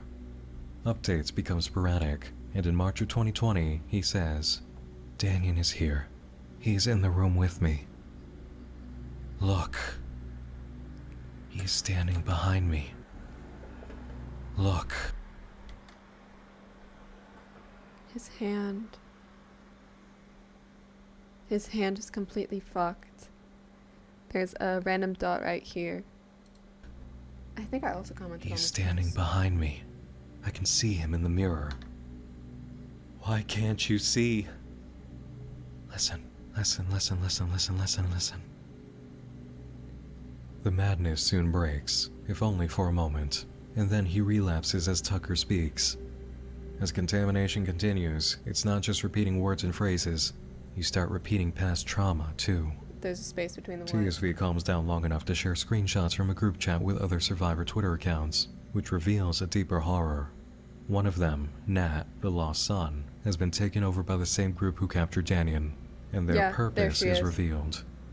Their belief is that accounts like TSV are beacons for the world, encouraging reckless actions in others, and they must stop all resistance efforts against the invaders, because if they keep fighting, humanity may go extinct. They've even sabotaged military organizing efforts for the sake of their pursuit. TSV powers down in the wake of the revelations. I want to know what the last post For is. 6 months, he stays silent, And then I'll pull and up then the ones. speaks on October 24th, 2020. I think I'm beginning to understand. I can't just survive. I have to live. I just killed one of those things. What? Huh? We have a chance to fight against them. I can't read what You it can't says, hold but it's a Danyan's poll, life so over I'm just me gonna anymore. scroll through until I find a poll for This is what happened to my old phone. Text conversations, contact list, all gone. My only hope now is to reach out on Twitter to Tucker and find out where he went and track down the people who took Nat. From this point, everyone goes radio silent. TSV, Tucker, and the people, operating through Nat's account, Lost Son. The quiet lasts until October 29th of 2021, when this tweet appears. Nat's in safe hands. See the code to ensure protection. Extra letters are provided for the code in question, and Tucker picks up on the communication, quickly solving it. Remove TSV immediately. Tucker reaches out to TSV, and on November 12th, TSV responded. It's time. I have to step out of my silence. I know there's a lot of questions, and I'll try my best to explain everything I know. Realizing they didn't mention his hand. TSV explained several elements of the story so far, catching up those who are just tuning in or need their memory refreshed. His thread does come with some new information for us. The military fought these invaders for a while, but for some reason a global ceasefire was called. Weird. We still don't know where the troops or their governments went. They all disappeared. That's. I never thought about it before. I'm gonna wake but up it's to like a suspicious light that shining my somehow head. the I'm gonna internet is freak the still fuck out. online, and electricity is still accessible in most cities and hubs. And yet the governments, news networks, any public officials from before the sun vanished are all gone. I think all of this is connected. We the people are the same group that called the ceasefire, the same group that took our friends. If that's true, they're powerful. What do they want to use this account for? Why are they taking our allies away? Are my friends still even alive? I wanted to stop using this account because I've been afraid that it puts me and my friends in more danger. But now these we the people put a hit out on me. We the people. Being quiet doesn't work, so it's time to be vocal. I'm gonna find my friends, dead or alive. Fuck. Even if it starts a war. I think I accidentally discovered a secret weapon. I was able to destroy one of the strobes. Yeah, this is where I'm not sure completely how in dark. or This is why, where I but something switched is from different about me now. my account. We the I people should stopped know using that I'm Twitter. not going to be fucked with. I'm going to try to find Tucker first, since he went after Nat, but I don't think he even knows where to look. But we will find a way. We will get Nat back, and maybe even Danyan too. On November 20th, TSV quote retweets one of his notes about having a surreal dream involving the campsite with Danyan, which included Tucker and Nat, or their bodies anyway. He says he's been having strange dreams like this for a while now, revisiting old places and lost memories. He wishes he still had the photo album from his dead phone, which is an important point for us to acknowledge. the Remember album is now gone. Oh shit. If TSV ends up getting more pictures on his new device, it will mean the rules of reality as we understand them in this situation can all be put into question. On December 27th, TSV said, Tucker finally reached out. He's in a city with signal that's not too far from me. Only a couple hours. I got that. This is the first in a long time that I'll be going back out there. Not sure how ready I am for this. About my arm. It was excruciating for a long time, but the dark water made it sort of go away. Not sure how else to describe it, but my skin feels paper thin and my veins are dark and bulging. I've gotten used to it now. And with that, we're back on the chase with TSV, who is no longer just a scared survivor. He's equipped with a means to fight and has a new purpose. Where the story will go from here, and what mysteries will be revealed, is anyone's guess. Hayden Elliott, the creator of The Sun Vanished, released a proof-of-concept short film on YouTube a while ago under the channel They See Motion Studios. There it is. The majority of the short explores another story from the apocalyptic event, but if you're patient, you'll find ties to the original story. Beyond that, the only way to continue the journey is through following the account, and if you're not one to check Twitter every few hours, tapping the notify button. Alright, I'm actually like looking through. What the fuck? Okay, so there is stuff they didn't share. We're going on to Twitter.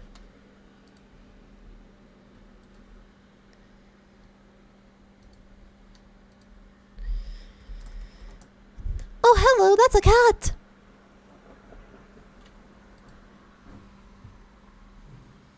Alright, it's a picture, I know for a fact. Yeah, here it is. So, what does that even say? I know, where's a recap video when you need one? And then there's also, either way, you need to wait for me. Don't go in alone. I'll be there soon. Yeah, this is fucking January. It also might be a trap. A second that they don't. If anyone has more information on We the People, please reach out to me. It's safe to assume coming to the city is a trap. I need to know what I'm getting myself into.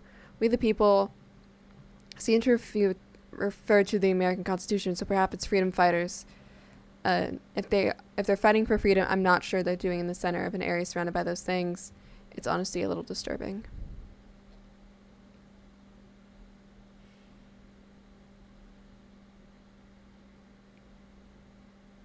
Oh, kill on site. Gotcha.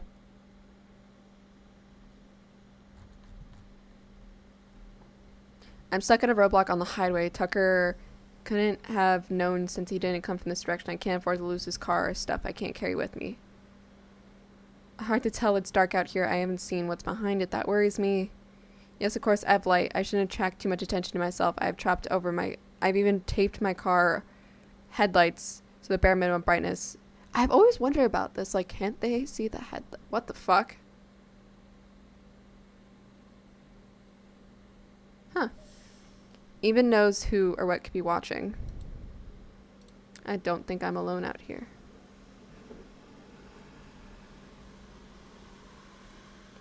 I'm just a sitting duck out here, but I don't know what else to do. I don't think I have enough fuel to turn around, and it's not super safe to get out and try to move the roadblock. But the longer I'm here, the more paranoid I'm getting. I swear I keep hearing noise outside, but it stops when I pull my phone out to record. Noises are real. What the hell?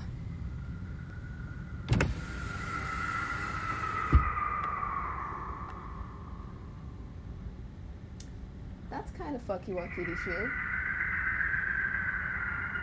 That just sounds terrifying. Okay, rolls the window back up. Never heard this before. Take your advice in hiding. Keys are out of the ignition. Not gonna risk the light from my phone screen for now. We'll check back as soon as I can. I found you. Hang tight. What the hell is out there? Not sure. I've been trying to move the roadblock from the other side. I think the people are here too. Status? I was able to move the roadblock mostly. Fuck do you mean mostly? That's more of a yes or no. It's pitch black out here. I can barely see anything that's enough to fit through. Maybe enough for your giant pickup truck to bust through. Stop fucking around and get out here. We're in.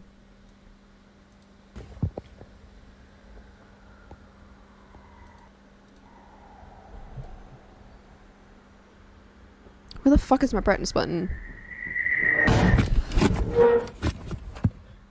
That made me fucking jump.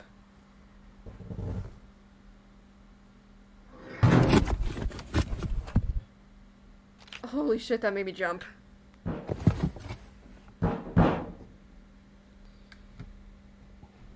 I wasn't even looking up. I'm literally just trying to look for my button to turn my screen up. Oh no. Wait, that's a camera flash.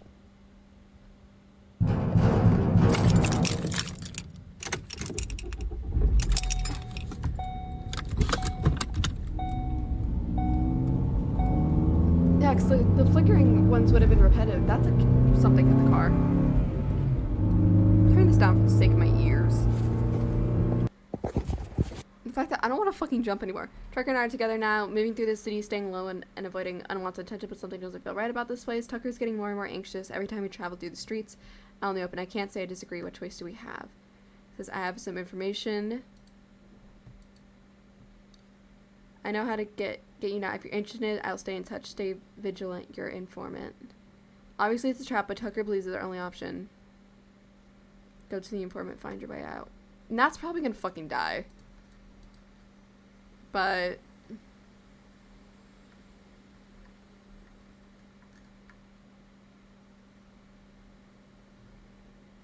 yeah, I disagree. Slightly political. Damn. I did not think they were posting.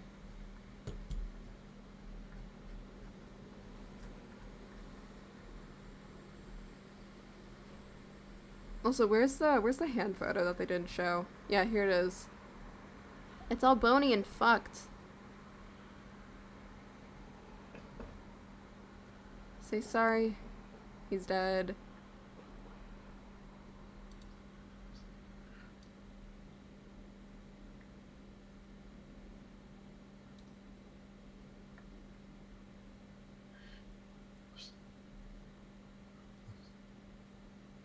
Yeah, there's nothing there. Jesus Christ. The first analog horror story? What is this one? I'm curious. When it comes to oddities on the internet, we've seen a lot of things that can easily be explained. But sometimes we find things that are not so easy to take apart. I used to live in Wyoming. This is where I keep the mysteries that refuse to be solved. Welcome to the Night Mind Case Files. This will also probably be the last video because it's almost 9 o'clock and I want to get food.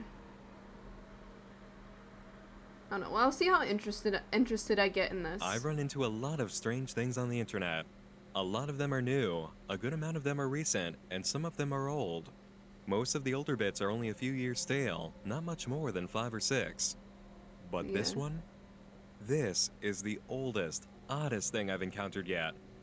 2 parts creepypasta, 1 part alternate reality game, 1 part long-form storytelling, and altogether a twisted, logic-defying mess that remains to this day without a legitimate owner or true explanation. I don't like the Wyoming incident is much more deserving as a piece from my cabinet of curiosities. Actually, oh fuck. I did not mean to do that. But oh, it fucking comes back. Oh, this was years ago.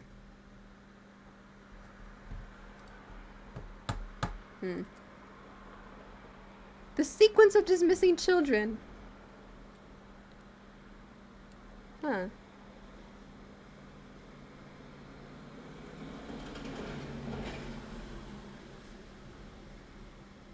Why is that what I first come up to?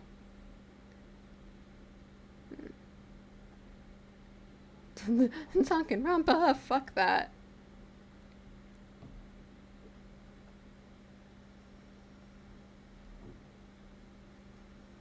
Did they update anything for the Smile?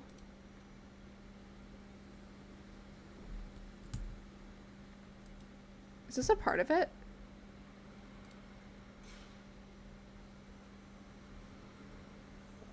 Well, that's funny.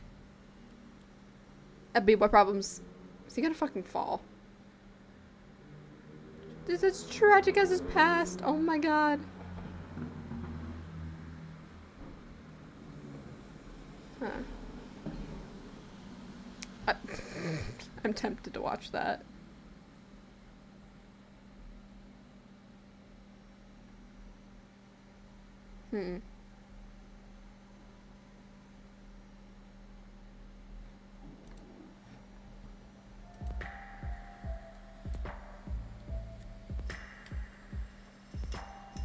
Because my friend and I were talking about this, because I said, like, how I don't, like... At around 8 p.m. on the 24th of... So I'm not claustrophobic, but if you put me in a situation where I'm stuck in somewhere where I know I cannot get out, like a cave system, that is now my biggest fear. Like, you can put me in, like, an elevator and, like, other small spaces where it's like, yeah, there's a possibility I can get out, and, like, I'll be fine.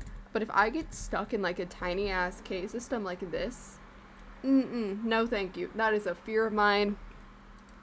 November 2009, where it's like, there's no hope of escaping. John Edward Jones, an avid amateur caver, entered the Nutty Putty Caves just south of Salt Lake City in Utah. Of course it's Utah. He was accompanied by a large group of family and friends. It was, after all, just before Thanksgiving. The trip was intended to be a brief adventure that they could share before the holiday. I want to go longer, but, like, what it turned into food. Was a living nightmare that would cost John Edward Jones his life. Yep. The Nutty Putty Caves were first discovered in 1960 and were named for the soft brown clay which lined many of the passages. The system consisted of dozens of rooms connected by narrow, low-ceilinged corridors. Although it required a great deal of wriggling and crawling to navigate, it was considered a good cave system for beginners and was visited by thousands each year. Those visitors could enjoy features which included the Big Slide, a room wherein the floor descended at a 45-degree angle. There was also the Maze, a confusing jumble of tiny chambers and tight corridors that were fun to explore and contained a hollow rock that was said to ring like a bell when struck. As supposedly beginner-friendly as the caves were, they weren't without issue. From 1999 to 2004, a number of people, including 2 Boy Scouts, became stuck in tight or narrow parts of the caves and had to be rescued by professionals. So these incidents led to some changes in the way the cave was managed. After being gated for a number of years, I didn't stream it, but I got reopened at with a registration system after in place. getting Venti at nearly 170. Groups would have to book online to ensure that cave management knew who was down there. And we are watching the Nutty Putty Caves, a short documentary. It's basically, if you are claustrophobic, why didn't my brain just go click it? If you're claustrophobic or have the fear of getting stuck in a cave, do not watch this video. Continuing on. That was the situation when John Edward Jones and his friends and family entered the Nutty Putty Caves on the 24th of November, 2009. Oh wait, this is only Amongst 11 the group minutes. Was John's brother, Josh. Between them, the 2 siblings had a great deal of caving experience. During their childhood, they had gone on numerous underground adventures across the state of Utah, although they had never before visited the Nutty Putty Caves. For almost an hour, the trip went well. The group crawled, scrambled, and inched their way through the caverns, delighted by each new discovery. My body is like tightening, because I hate... At around 9 p.m, John found what he thought was the entrance to Birth Canal, a well-known stretch of the caves, so named because of how tight and narrow it was. The passageway which confronted John certainly fitted that description. He squeezed inside and wriggled forward. When the narrow crevice took a downward turn, he hesitated for only a moment. What is your question? The narrow space looked as though it might open out a little bit further down, and besides, he was sure that he was in Birth Canal, a passage which he knew could be safely navigated if he just kept his nerve. Unfortunately, John wasn't in Birth Canal after all. I have no idea. Instead, he was wriggling headfirst down an uncharted tunnel in a different part of the caves, a tunnel that had never been charted specifically because it was far too small. I don't know, Unaware of the danger, John crawled onwards until he couldn't. When he realised he was stuck, he was head down in an almost vertical passage, the diameter of which was smaller than a front-loading washing machine. He couldn't move an inch. Again, I just mentioned this. I don't like... John's brother Josh was close behind him and soon I'm not realized something was claustrophobic. wrong. I just don't want to be in small fucking caves. When he learned that John was stuck, he first attempted to pull him out, but was able only to shift him a few inches.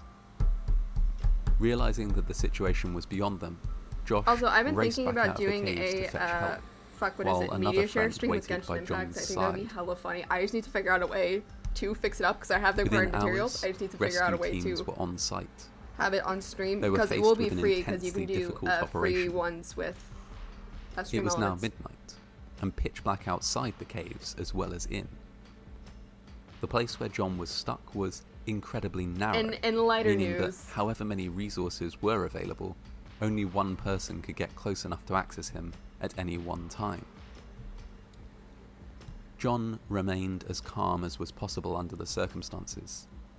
Indeed, when the first rescue worker arrived on scene, he thanked them for coming and told them that he really, really wanted to get out.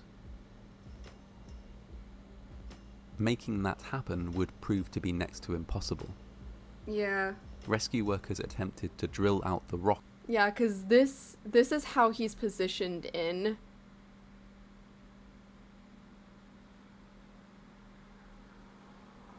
Yeah, with fluid pulling dangerously at his head and lung. Honestly, I would have around said if I John, was in that position, but were fucking able break only my to legs. widen one small Like, part of reading the passage after by this. a few inches, even after hours of labour. Abandoning this idea, they rigged up a system of ropes and pulleys. Securing a loop around John's legs, the only part of him that they could reach, they started the slow and painful process of hauling him out. Former days in the live stream, the next banner comes out. At first, it seemed like this tactic might succeed. They were able to raise him a significant distance out of the vertical crevice in which he was stuck, although doing so caused John a great deal of pain. I'm not in the Genshin Discord on my other While computer. they stopped to rest, a radio was lowered down to John so that he could communicate with his pregnant wife, who waited for him outside the caves. Pregnant. At this stage, John had been stuck in Wait, hold place on. for No, 9 I'm pausing this to go into.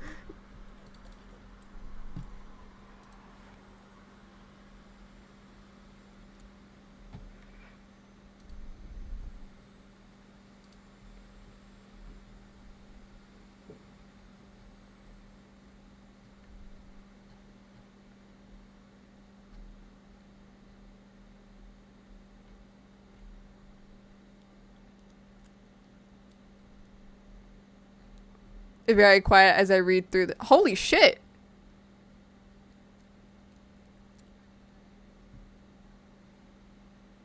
I fucking missed the recruitment. Does a live stream where there's 10 days left in the banner. So, Jesus.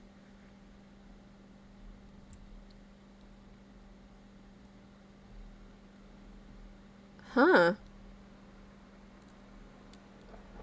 Okay, that's interesting.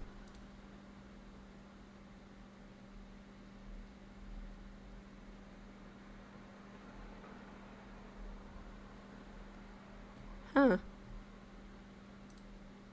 That's interesting. Thank you for the heads up. I won't be able to watch it because I'll be in a class. I can't have my phone in because I have to do a presentation. Because I do them Fridays.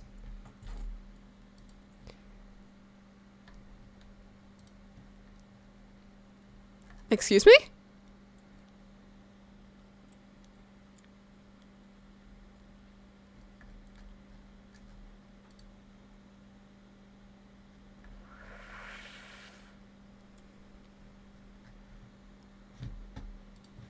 Cool.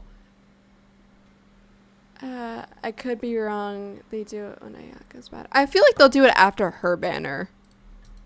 19 hours. Almost an 'Cause I feel like entire since day they spent both, upside down in a space so small that breathing was difficult. Being upside down for that length of time is not a trivial inconvenience. Because I was about to say, I don't think they It would do causes it in the blood middle. to pool in the head, where it can rupture a blood vessel or put so much pressure on the eyes that it causes blindness. The organs, I don't think lie they would do heavily it in the on top middle of of the a two-part lungs, update. resulting in breathing difficulties and often unconsciousness. But if they do, hello, I get For to some hear people, the voice being actress. suspended upside down for as little as 10 minutes can be fatal. John had I been was like, stuck what's tomorrow, that way Wednesday? I for could stay almost around. an No, I have an event to entire go to. day. No. Despite this, he remained quite calm. After several more pulls, he was high enough that he could make eye contact with one of the rescuers. When asked how he was faring, he said only, "It sucks. I'm upside down. I can't believe I'm upside down. Wait, he was eye level My with one of legs the are guys? killing me." At this stage, exhausted and in agony as John was, the possibility of escape must have seemed like a very real one. An escape from his confinement, medical attention, contact with his friends and family, all of these things were so close they must have been almost tangible to him. It was at this point that everything went wrong. As the rescuers hauled once more on the rope, something gave way explosively. The rescuer closest to John was hit in the face and briefly knocked unconscious. When he recovered, all he could see was dust and darkness. It took several minutes for him to orient himself and work out the terrible truth. John had slipped right back down into the crevice from which they'd been hauling him. What had happened? A stone arch around which the rope had been looped had shattered, and the next nearest bolt had pulled out of the rock, creating slack in the rope and allowing John to fall. I didn't know that. The bolt was what had hit the rescuer in the face and knocked him unconscious. The injured rescuer was evacuated from the cave I for hate how they're treatment, not saying his name, and a 'cause his replacement name is wriggled well into the known. narrow defile. They spoke to John, but could get no response, and could hear that his breathing was laboured and shallow. Desperate, they wriggled down into the narrow cave to try and loop another rope around his waist, but became stuck themselves and had to be helped back out. Why would you try? A doctor was escorted down into the caves to assess John as best he could. The news was the worst that there could possibly be. Am I just a good luck charm with this John man? had passed away. Despite a day-long rescue effort involving dozens of workers, the confinement and the inversion had taken its toll. He was declared dead at midnight on November 25th. Fuck, that's like a punch to the gut. His friends and family, needless to say, were devastated by Am the I news. a good luck charm for this man? John was just How- 26 what was at your- the what was time, your pity for this fit man? and What was your healthy, pity? and with a child on the way. His loss in a cave system considered relatively safe for beginners was a shock to everyone. Oh yeah, I forgot about his child, bro. What was the pity? What It was the quickly pity? determined that any operation to retrieve his body would be impossibly difficult and dangerous. Yeah, so his body's still in the The cave. landowner, appalled by the incident, initially wished to dynamite the caves, destroying them completely, but was dissuaded from doing so. Instead, the caves were sealed shut with a I was concrete about to plug, say, my pity turning was them like 30 into a something. tomb for John Edward Jones. A plaque was installed at the entrance to memorialise the final resting place of an exceptional young man, lost way before his time. I just realized I got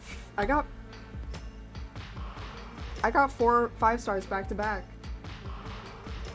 I got Chi-Chi, I got Venti, I got Ayato, and then I got Kuching off the standard banner. Jesus Christ, but like all this stuff, wait, what the fuck? Is like terrifying. Also, welcome to another Twitter feed. Also, welcome to the Twitter feed. I thought fucking died.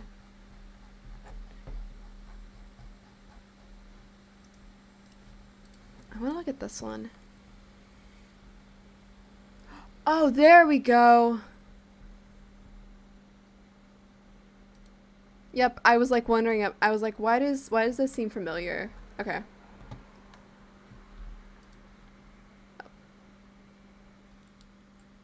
Funny enough, I did this well timed because I have this pulled up.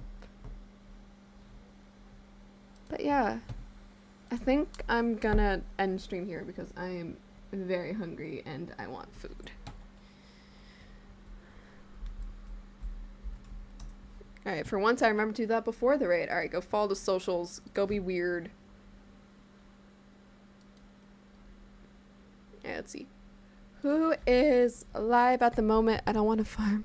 Fucking samurai bitch. Bye. Wait. Stay for the raid. I know you don't get anything special, but stay for the raid. Let's see.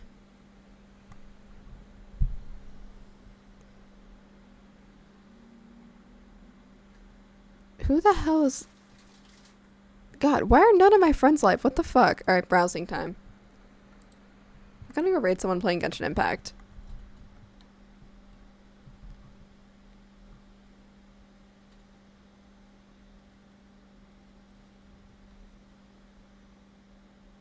Someone's doing Ayato story quest. We have to follow. Since you pulled him. We have to.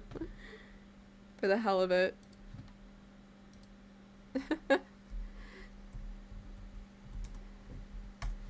Alright.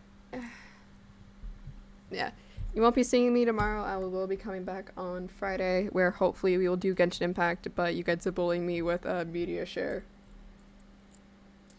So yeah, that's really all I have to say. Goodbye.